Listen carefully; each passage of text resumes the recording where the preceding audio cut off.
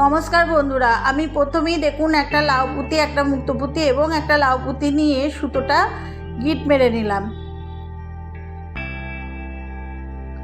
তারপর যে কোনো একটা লাউ পুঁতির মধ্যে আমি সুতোটা ঢুকিয়ে নিলাম, দিয়ে একটা লাউ পুঁতি আবার একটা মুক্তো পুঁতি নিয়ে নিলাম। এরকমভাবে আমি 8টা লাউ পুঁতি আর মুক্তো পুঁতি নিয়ে নেব। দিয়ে 8টা লাউ পুঁতি দেখুন আমি 8টা লাউ পুঁতি নিয়ে নিয়েছি আর মুক্তো পুঁতি। এবার আমি একটা মুক্তো পুঁতি নিয়ে প্রথম লাউ পুঁতিটার মধ্যে ভরে দেব। তৈরি হয়ে গেলে একটা ফুল এবং মাঝখানে একটা আমি মুক্তো পুঁতি দিয়ে দেব।